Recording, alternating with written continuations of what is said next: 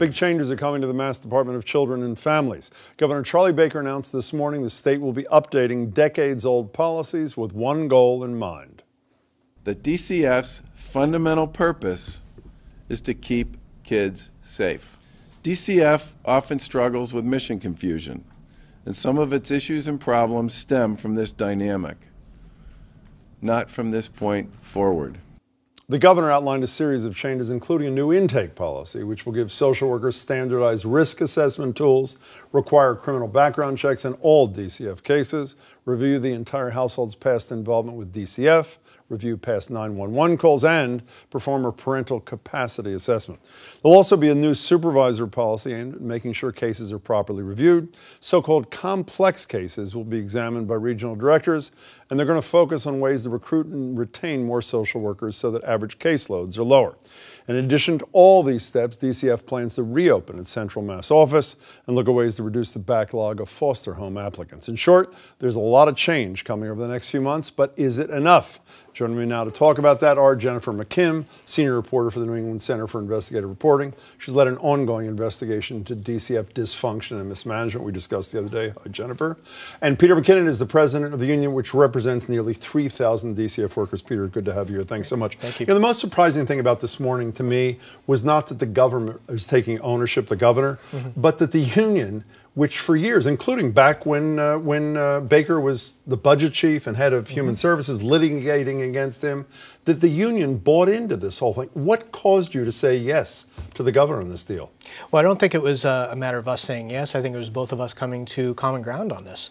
And it's true in the past, we've had our differences with the governor when he was in state government before and during the campaign. But right now it's about governing. And the reforms that were announced today were things that frontline workers have called for years. Does that include reducing caseloads? I mean, the thing for those of us who don't do what you do for a living, which is some of the hardest jobs in the world, we know that, is these caseload ratios. Are they coming down? They're not. They're going in the wrong direction. But in addition to the reforms that we talked about today, that's one piece of it.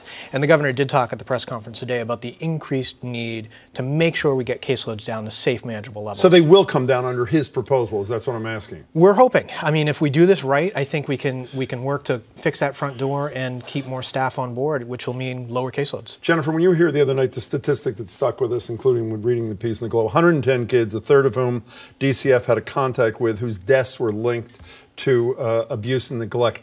Did this report, this agenda this morning, address your concerns? I know they are going to do criminal background checks on everybody, which you cared a lot about. But does it address the broader spectrum of concerns you raised? Well, it definitely. Again, I don't think anyone's going to say there's one single bullet in saving every troubled child in the country, in Massachusetts as well. But definitely it touched on various things, including the fact of criminal background checks. The other thing that the governor talked about was examining the intake system in this issue that we had looked at about a lower risk and a higher risk system. This two-tier deal. Right. He said that they are going to take a look at that. I'm not sure what they're going to do, but reanalyze it to see. You know, the other night when you were here, Elizabeth Bartholet, who's head of the Child Advocacy Program at Harvard Law School, was saying the critical problem is there's this emphasis on keeping the family together to the detriment of protecting the safety of kids, sort of a policy view. Her contention, she spoke to one of our producers today, they haven't addressed that at all. Do you think it's the same level of problem she does, and did they address it at all?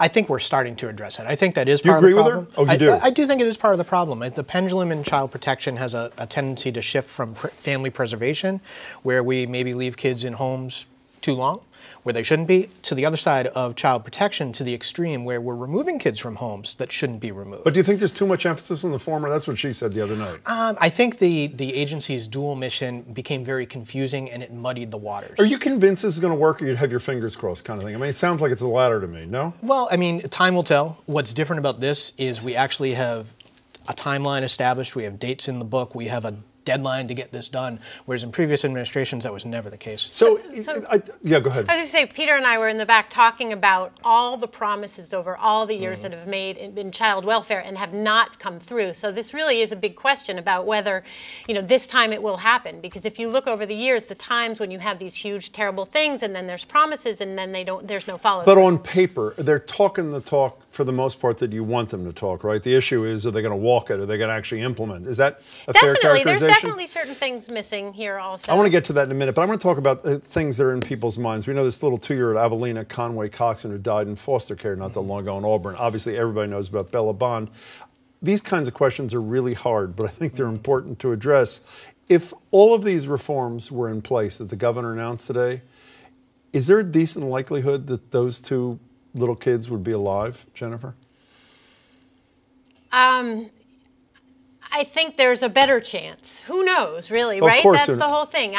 You could never say, but I think definitely there is a chance to save more kids, and that was why I spent all this time looking at this. If you look at child deaths and you focus on them, you can learn from them to prevent the next ones from happening. Are these the kinds of reforms that would have made it more likely that these 2 little kids or others like them would have been saved, Peter? It's certainly possible. I think these reforms will give the field a blueprint on not only on what to look for in a family situation, but how to use that information to make a clinical decision about child safety. There's not clear guidelines or expectations. Do your members feel abused by the public? I mean, it seems to me everybody goes out of their way to say we're never going to be able to prevent deaths. Right. What did you say in your report? 90-some thousand complaints of abuse and neglect. 92,000 complaints in 2014. Caseloads too high, salaries absurd, absurdly low.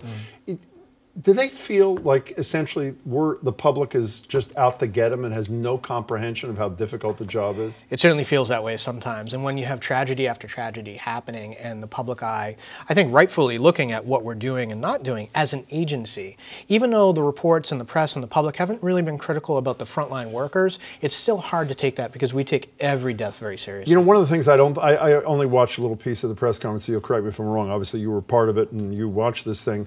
No new money, from what I understand. Is that correct? And the governor is talking about the $35 million in additional funds that was part of the budget for additional social workers, some training and that sort of stuff.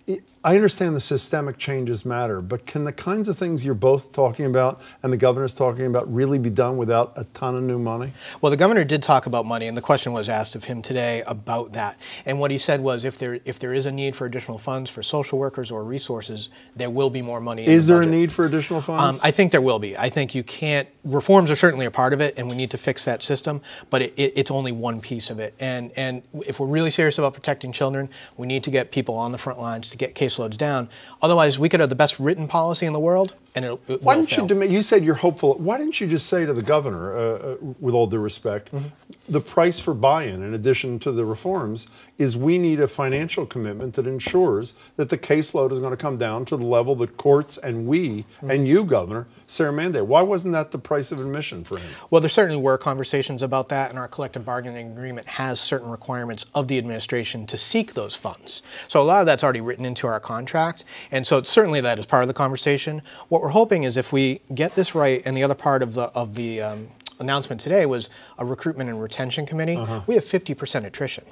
That's unsustainable. Per year? Per year. Per year. Is that always or just since Jeremiah Oliver died? That is unusually high. So if we can get that in check, then we'll get a better sense of what the actual dollar amount is. One last thing, we only have a minute left. You touched on this before. As positive as you both seem to feel about this, at least as a first step, what's the one thing you wish the governor had embraced today that was not part of his reform agenda, Jennifer? What I would have liked to have seen is more willingness to look at child deaths in general. The child fatality review system, as we discussed before, is in shambles. There's not enough money. They don't meet, they don't report. They're not learning from child deaths. So I would like to see that be given more Well, how can import. they succeed in that without that kind of analysis? Well, exactly. How can they? So what's missing that you would have liked to have seen here, Peter? I think in the initial steps, the first steps through November, I think we got it right. It's the next steps, which are not as spelled out yet for the mid-March and June of next year. I think that's where the rubber's going to hit the road with the ongoing casework and the bulk of the work that we do. The changes there are really what's going to matter. Also need a public education campaign to convince everybody that those are our kids, not somebody else's. Well said. Jennifer McKim, good to see you Thank yet you again. very much. Peter, pleasure. Thank you. you. Good luck. I hope everything works out.